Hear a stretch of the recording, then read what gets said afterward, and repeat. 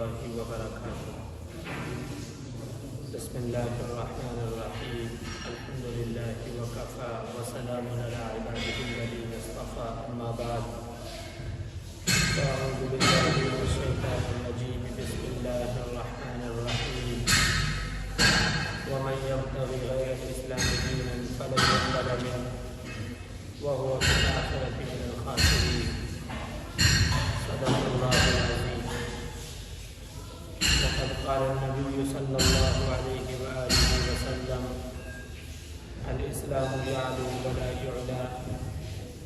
وقد قال النبي صلى الله عليه وآله وسلم: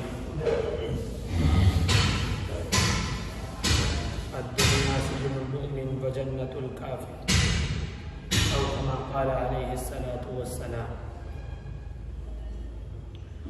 اللهم صل على سيدنا ومولانا محمد وعلى آل سيدنا ومولانا محمد وبارك وسلم. صلى الله على النبي الأمي. صلى الله على النبي الأمي. قابل قدر احترام بزرگوں، دینی اور ایمانی بھائیوں،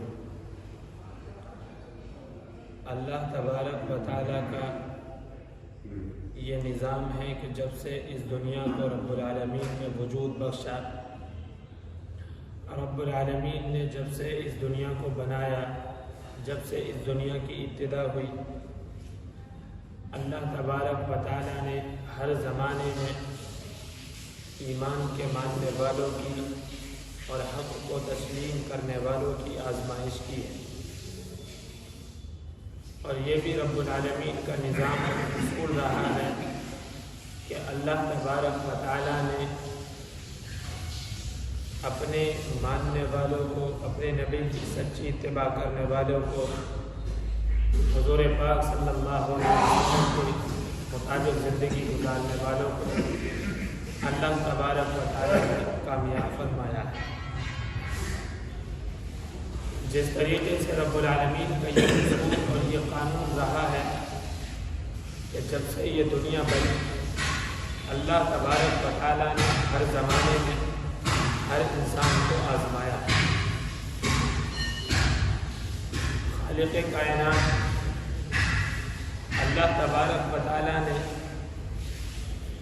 مجھے اور آپ کو اپنا محبوب بندہ بنایا. اللہ تبارک و تعالیٰ نے جب اس دنیا کو بنایا، اس کے بعد میں نبیوں کی بوچھار ہوئی، آخر میں حضور پاک علیہ السلام اس دنیا میں تشریف لائے. نبی اکرم صلی اللہ علیہ وآلہ وسلم جب دنیا میں تشریف لائے اور دین کی دعوت کو دینا شروع کیا اور اللہ تبارک و تعالیٰ کے نام مبارک کو اور نام پاک کو لوگوں کے دلوں تک پہنچانے کی کوشش کی، تو وہ لوگ جو حضور پاک علیہ السلام کے آنے سے پہلے بالکل یوں کہیے کہ جانوروں والی زندگی گزارتے تھے، حضور پاک علیہ السلام کے آنے کے بعد میں ان لوگوں کو انسانیت ملی. پہلے تو یہ ہوا کہ حضور پاک علیہ السلام نے ان کو دین کی دعوت دی، اللہ کا نام پاک بتلایا اور یہ بتلایا کہ دنیا میں اگر تمہیں کسی کی عبادت کرنی ہے، کوئی عبادت کے لائق ہے، کوئی پوجنے کے لائق ہے، تو وہ تنہا اللہ کی ذات ہے. جب شروع دور میں یہ بات حضور پاک علیہ السلام نے کی، بہت سے لوگ نبی اکرم صلی اللہ علیہ وسلم کے مخالف ہوئے. روایات کے اندر آتا ہے کہ بعض لوگ تو ایسے ہوئے کہ حضور پاک علیہ السلام کو گالیاں دیتے تھے، حضور پاک علیہ السلام کے گھر والوں کو پریشان کیا کرتے تھے، حضور پاک علیہ السلام کے اوپر خود پورا اور کر ڈالتے تھے، حضور پاک علیہ السلام کے اوپر پتھر مارا کرتے تھے، نبی اکرم صلی اللہ علیہ وآلہ وسلم کے اوپر نماز کی حالت میں اونٹنی کی اوجھڑی بھی ڈالی جاتی تھی. یہ شروع کا دور تھا کہ نبی اکرم صلی اللہ علیہ وآلہ وسلم نے ان ساری پریشانیوں کو برداشت کیا. اور برداشت کرنے کے بعد وہ اللہ کا بندہ اس دین کی محنت کو لوگوں تک پہنچانے میں کامیاب ہوا۔ حضور پاک علیہ الصلوۃ والسلام کی بات لوگوں نے ماننی شروع کی، اور پھر ایسی مانی کہ غار حرا سے لے کر آج پوری دنیا کے چپے چپے میں اسلام ہے، پوری دنیا کے کونے کونے میں اسلام ہے، پوری دنیا کے کونے کونے میں رسول اللہ صلی اللہ علیہ وسلم کے ماننے والے موجود ہیں۔ یہ کب ہوا کہ جب کہ ان اللہ کے بندوں نے اور پیغمبر نے اور نبی آخر الزماں صلی اللہ علیہ وسلم نے محنت کی اور بتلایا لوگوں کو کہ تمہاری کامیابی دنیا کے کاروبار میں یا دنیا میں مگر رہنے میں نہیں ہے، تمہاری کامیابی فلمیں دیکھنے میں، گانے سننے میں، ماڈرن زمانے میں اور زمانے کے مطابق زندگی گزارنے میں نہیں ہے، تمہاری کامیابی اگر ہے تو اس چیز میں ہے جس کو اللہ تبارک و تعالیٰ نے مجھے لے کر بھیجا ہے۔ کہیں پر رب العالمین نے کہا اپنے پیغمبر سے آپ یہ کہیے کہ وہ لوگوں کو حکم دیں کہ وہ اپنی نگاہوں کو نیچا رکھیں۔ کہیں پر حضور پاک علیہ الصلوۃ والسلام نے اپنے پاک پیغمبر سے کہا، اپنے پاک پیغمبر سے اللہ تبارک و تعالیٰ نے ارشاد فرمایا آپ اپنی امت کے لوگوں سے یہ کہیے کہ چغلخوری کرنا یہ بہت بڑا گناہ ہے۔ کہیں پر فرمایا شراب کا پینا حرام ہے، کہیں پر فرمایا جوئے کا کھیلنا حرام ہے، کہیں پر فرمایا ایسی تعلیم کا دلانا جس میں شرک پڑھایا جا رہا ہو وہ حرام ہے۔ حضور پاک علیہ الصلوۃ والسلام نے یہ ساری وضاحت میرے اور آپ کے لیے مہیا کی۔ نبی اکرم صلی اللہ علیہ وآلہ وسلم نے جو محنت اور جو مشقت اس امت کو بنانے کی تھی اور جتنی پرواہ اس امت کو جہنم سے بچانے کی تھی، اتنی پرواہ کبھی اپنی گھر والوں کی بھی نہیں کی۔ گھر والے ایک طرف ہے اور ایک طرف امت کا درد ہے، ایک طرف میرا اور آپ کا درد ہے۔ میں اور آپ کو اپنے آپ میں تو یوں کہوں خدا کی قسم کہ ہم سے زیادہ اللہ کے رسول صلی اللہ علیہ وآلہ وسلم کو تکلیف پہنچانے والا کوئی شخص اس دنیا میں موجود نہیں ہے۔ ایک میں اور آپ ہیں کہ وہ پیغمبر جس پیغمبر نے میری اور آپ کی خاطر پتھر بھی برداشت کیے، گالیاں بھی برداشت کی، اونٹنی کی اوجھڑی بھی ڈالی گئی اس کو بھی برداشت کیا، پیٹ سے پتھر باندھے گئے اس کو بھی برداشت کیا، حسن حسین بلبلا رہے ہیں بھوک کی بنیاد پر اس کو بھی برداشت کیا، لیکن نہیں کہ میری امت جہنم سے بچ کر جنت میں چلی جائے۔ یہ محنت تھی حضور پاک علیہ الصلوۃ والسلام۔ میں نے شروع میں عرض کیا کہ اللہ تبارک و تعالیٰ کا یہ نظام ہے کہ جو بندے اللہ تبارک و تعالیٰ کی ذات عالی پر، رب العالمین کی ذات پر اعتماد کرتے ہیں، بھروسہ کرتے ہیں، ایمان لاتے ہیں، حضور پاک علیہ الصلوۃ والسلام سے ان کا عشق سچا ہوتا ہے، یہ اللہ کا نظام 1400 سال سے اب تک ہے اور قیامت تک رہے گا کہ اللہ تبارک و تعالیٰ ان بندوں کی آزمائش کراتا ہے۔ رب العالمین کا یہ نظام رہا ہے۔ آپ پوری تاریخ کو اٹھا کر دیکھ لیں کہ صحابہ اکرام رضوان اللہ تعالی علیہم اجمعین کو وہ تکلیفیں دی گئی کہ نعوذ باللہ علیاذ باللہ کے بیان کرنے پر ڈر لگتا۔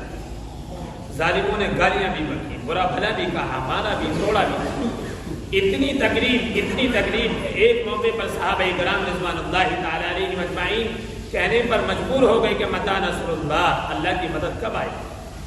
اتنی تکلیفیں برداشت۔ تو یہ تو رب العالمین کا نظام ہے، اور رب العالمین کی طرف سے یہ بات طے ہے کہ جو اللہ کے بندے سچے ہوتے ہیں ان کی آزمائش ہوتی ہے اور اللہ تبارک و تعالیٰ انہیں اپنے امتحان میں کامیاب فرماتے ہیں۔ آپ مجھے بتا دیں کہ جب سے یہ دنیا بنی ایک پیغمبر اس دنیا میں ایسا نہیں آیا کہ جس کی آزمائش رب العالمین نے نہ کری۔ ابراہیم علیہ السلام کو ایک خطرناک آگ میں ڈالا گیا، رب العالمین کا چہیتا بندہ ابراہیم ہے، خلیل اللہ ہے اور رب العالمین کا دوست ہے، اور ابراہیم خلیل اللہ وہ ہیں کہ جو رب العالمین کی ذات اور رب العالمین سے محبت کرنے کی بنیاد پر اپنے بیٹے اسماعیل کی گردن پر چھری چلاتے ہیں، اور اللہ اپنے اس محبوب بندے کی بھی آزمائش کرتا ہے کہ ایک خطرناک آگ میں ڈلواتا ہے۔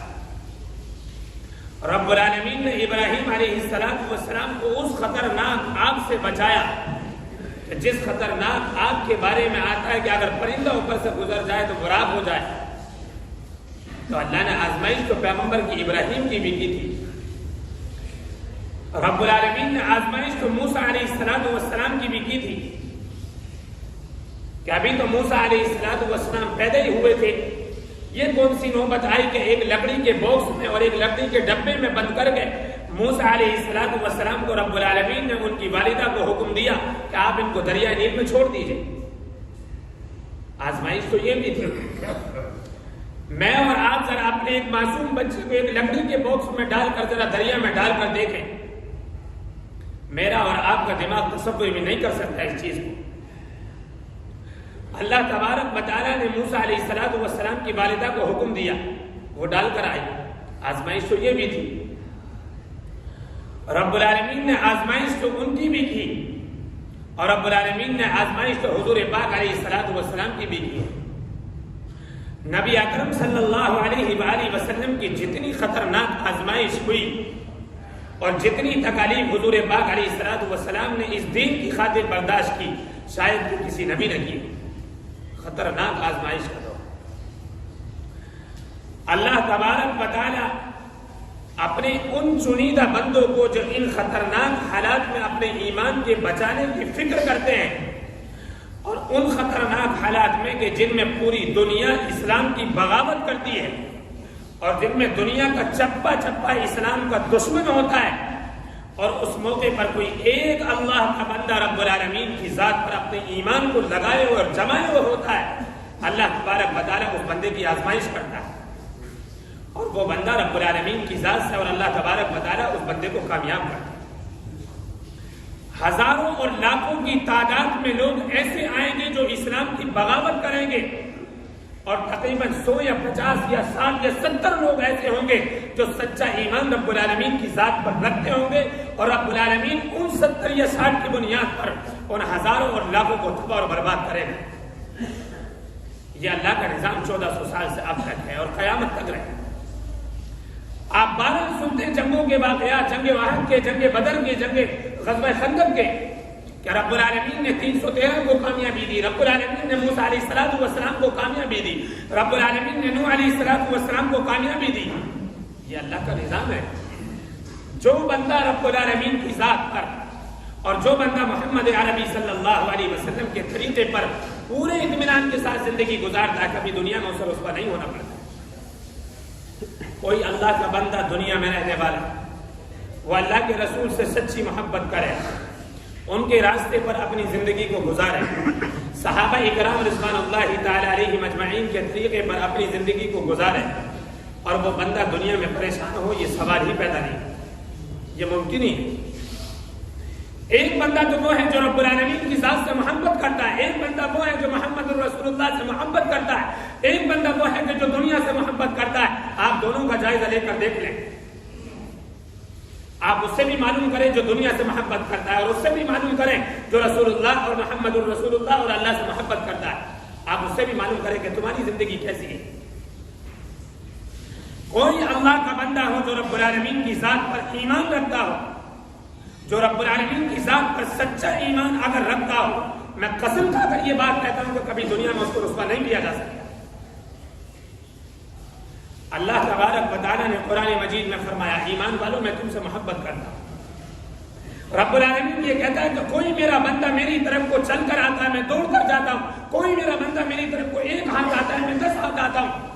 وہ اللہ جو اتنی ساری شرطیں لگاتا ہے میرے اور آپ کے ساتھ، اور جو یہ کہتا ہے کہ میں تم سے 70 ماہوں سے زیادہ پیار کرتا ہوں، کیا وہ رب العالمین مجھے اور آپ کو کسی ظالم کے سامنے اپنی گردن کو جھکوائے گا؟ کیا رب العالمین میری اور آپ کی گردنوں کو کسی ظالم کے ہاتھ میں دے گا؟ کہ جو اللہ 70 ماہوں سے زیادہ اپنے بندوں سے محبت کرتا ہے، جو اللہ اپنے بندے کی طرف کو دوڑ کر آتا ہے، جو اللہ اپنے بندے کی طرف کو 10 ہاتھ آتا ہے، جو اللہ اپنے بندے سے اتنی محبت کرتا ہے، اتنی محبت کرتا ہے کہ رب العالمین کہتا ہے کہ اگر تم نے 70 سال بھی گناہ کیا ہے اور 71ویں سال میں آ کر تم مجھ سے 2 رکعت نماز پڑھ کے یہ کہو کہ مالک اب مجھے معاف کر دیجیے، جاؤ میں نے تمہیں معاف کیا، کیا اللہ کسی ظالم کو اتنی طاقت دے گا کہ وہ میری اور آپ کی گردن اڑا سکے؟ یہ ممکن نہیں ہے۔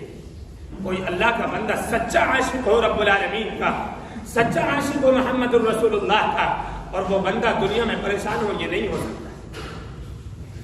پریشان تو وہ لوگ ہوتے ہیں جن کا ایمان سلامت نہیں ہوتا، پریشان تو وہ لوگ ہوتے ہیں کہ جن کے دل میں محمد عربی صلی اللہ علیہ وسلم کی محبت نہیں ہوتی، اور جنہوں نے نہیں سنا ہوتا صحابہ کرام کی تعلیمات کو۔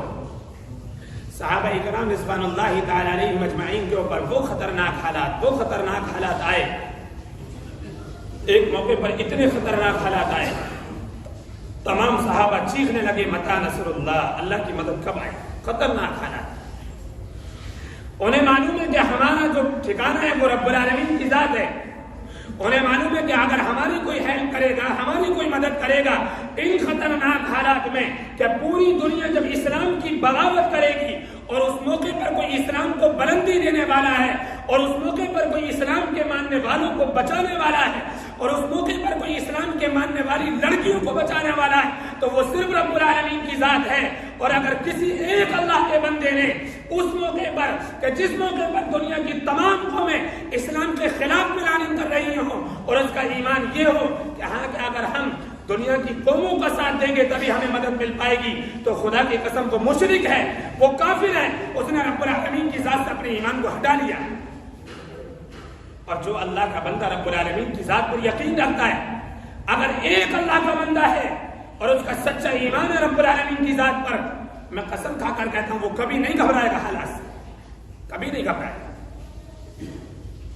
لیکن یہ ہوگا کہ انہی حالات سے ہوگا جن حالات میں اور آپ زندگی گزار رہے ہیں، کہ واقعی ہم رب العالمین کی ذات پر اور محمد الرسول اللہ صلی اللہ علیہ وآلہ وسلم کے طریقے پر زندگی گزار رہے ہیں یا نہیں گزار رہے۔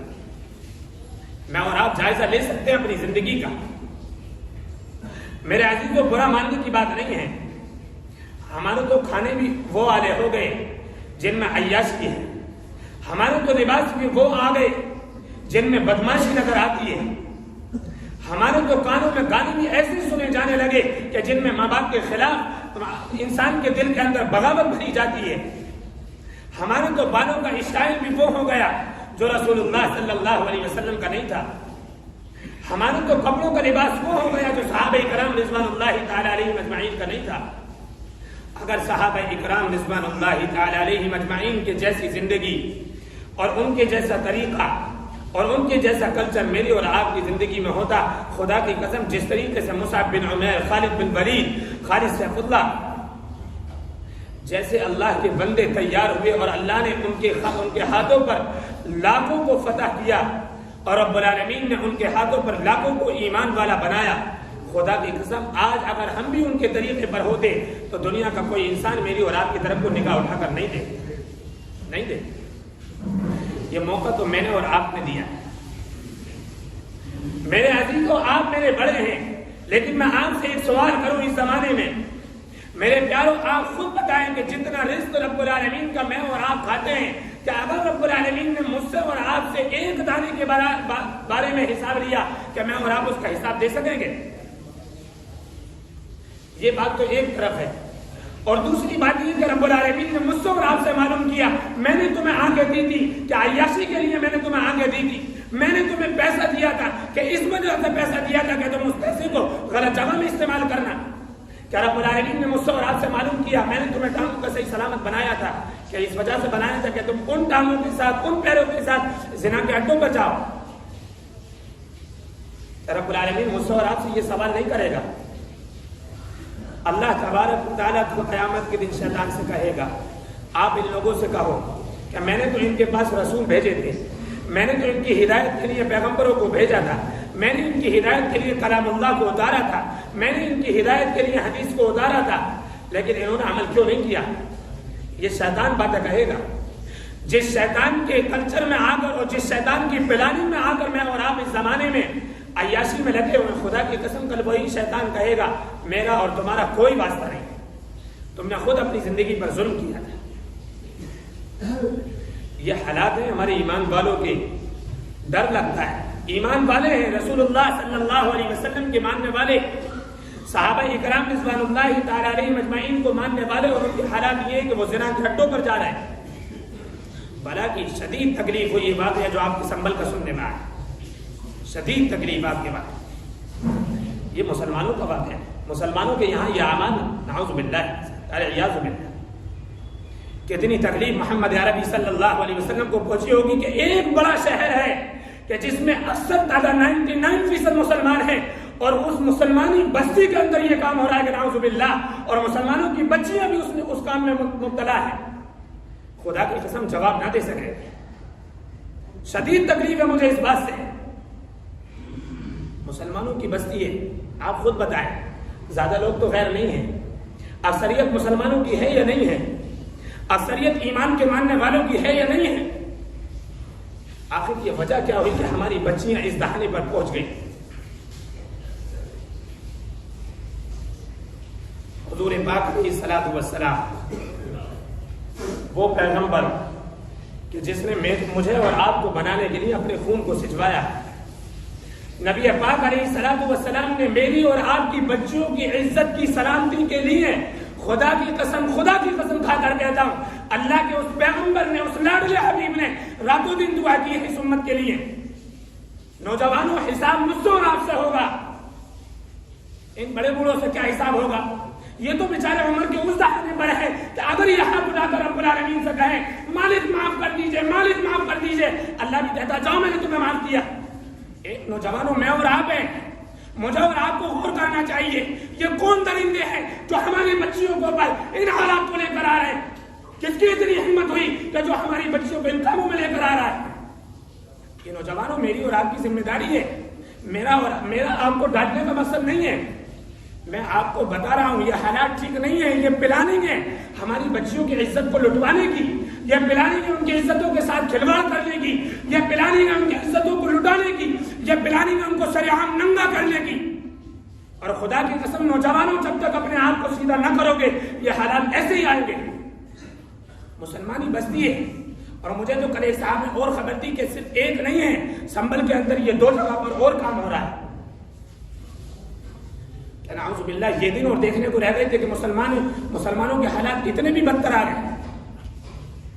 مسلمانوں کے اتنے بدترین حالات کہ رسول اللہ صلی اللہ علیہ وسلم کے یہاں جب یہ اعمال پہنچیں گے, آپ بتائیں میرے پیاروں, آپ خود فیصلہ کریں. اگر یہ حالات نہ آئیں تو کیوں نہ آئیں؟ میں تو یہ چاہتا ہوں کہ ہونا تو یہ چاہیے تھا کہ زوردار رب العالمین کی طرف سے ایک چیخ ماری جاتی آسمان سے کہ اس چیخ کی بنیاد پر میرے اور آپ کے کلیجے پھٹ جاتے اور میں اور آپ اسی وقت مر جاتے. ایک شدید طوفان آتا رب العالمین کی جانب سے, اور میں اور آپ اس طوفان میں کوڑے اور کرکٹ کی طرح بہتے ہوئے چلے جاتے. ایک طوفان آتا رب العالمین کی جانب سے, زمین کو پھاڑا جاتا, میں اور آپ اس کے اندر تک جاتے. یہ کام بہتر تھا اس کام سے, یہ کام بہتر تھا زناکاری سے, یہ کام بہتر تھا ہماری بچیوں کو عزت لٹانے سے. ہم بہتر تھے کہ زمین کے اندر دبا دیے جاتے, ہمارے اوپر پتھروں کی بارش کی جاتی, یہ بہتر تھا. لیکن کم سے کم یہ تو نہ سننا ملتا کہ ہماری بچیاں اسلام کے ماننے والی, نقاب میں رہنے والی, برقعے پہننے والی ان اڈوں سے آ رہی ہیں کہ جن کے اندر ان کی عزتوں کے ساتھ کھلواڑ کیا جاتا ہے. میرے عزیزوں, ڈانٹنے کا مقصد نہیں ہے, میں آپ کو مطلع کر رہا ہوں, آپ کو بتا رہا ہوں یہ پلاننگ ہے غیروں کی. اور انہوں نے عہد کیا ہے کہ ہم ایک بچی کی عزت لوٹیں گے. اور باقاعدہ اتنی خطرناک پلاننگ چل رہی ہے کہ میں اور آپ تصور بھی نہیں کر سکتے. اور ان ساری باتوں کو دور کرنے کا ایک ہی حل ہے. میں اللہ کے گھر میں قسم کھا کر کہتا ہوں, ان سارے کاموں کو حل کرنے کا اور ہٹانے کا صرف ایک ہی حل ہے کہ ان کالجوں سے اپنے بچوں کو بچا لو جن میں شرک پڑھایا جا رہا ہے. ان کالجوں سے اپنے بچوں کو بچاؤ کہ جن کے اندر غیروں کے بچے تعلیم حاصل کر رہے ہیں. خدا کی قسم میں قسم کھا کر کہتا ہوں کہ ان درندوں کو, ان دھیوسوں کو, ان بھیڑیوں کو ان لوگوں نے لگایا کہ نہیں مسلمانوں کی بچیوں کی عزت کو لوٹو. بار بار بڑے بڑے علماء یہ بات کہہ رہے ہیں کہ اپنے بچوں کو کالجوں سے بچاؤ, اپنے بچوں کو کالجوں سے بچاؤ کہ ان کے اندر بھیڑیے بیٹھے ہوئے. تمہاری بچیوں کے نقاب کو دیکھ کر, تمہاری بچیوں کے برقعوں کو دیکھ کر ان کے دل برداشت نہیں ہوتے، وہ یہ چاہتے کہ نہیں ان کا برقع اتارا جائے، ان کا لباس اتارا جائے، ان کو ننگا کیا جائے، نعوذ باللہ۔ اور یہ حالات ہیں، اور خطرناک حالات اس سے بھی زیادہ آئیں گے اگر میرے اور آپ کے یہی حالات رہے۔ اللہ کا نظام ہے، رب العالمین کہتا ہے تم کامیاب نہیں ہوگے جب تک ان اللہ لا یغیر ما بقوم حتی یغیروا ما بانفسہم، تم جب تک کامیاب نہیں ہوگے جب تک کہ تم میری طرف کو نہیں آؤ۔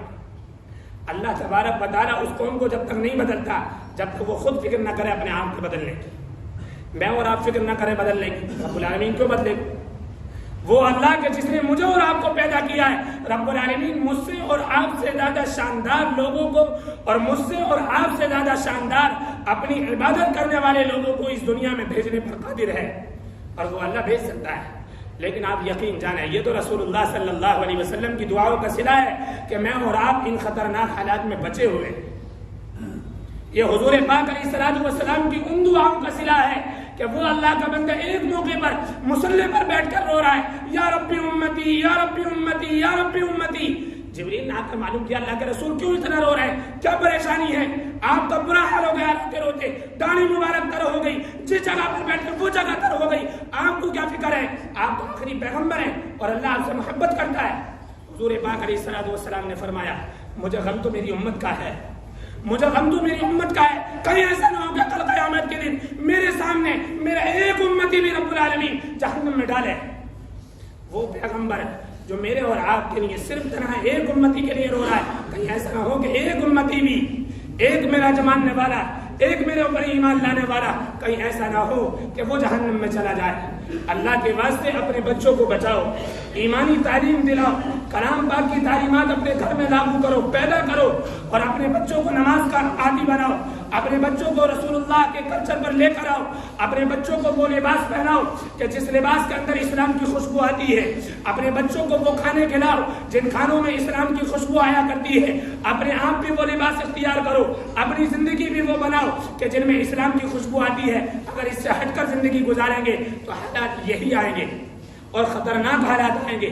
حدیث شریف کے اندر آتا ہے، آخری بات عرض کر دوں کہ ایک زمانہ وہ بھی آئے گا کہ لوگ سڑکوں پر زنا کریں گے، بالکل میں اور آپ اپنی آنکھوں سے زنا کرتے ہوئے دیکھیں گے، اور اس زمانے کا وہ آدمی جو اس شخص سے کہے گا جو زنا کر رہا ہوگا کہ بھائی کہیں اس کام کو کہیں چھپ کر لیتے، وہ اس زمانے کا سب سے بڑا متقی اور پرہیزگار ہوگا۔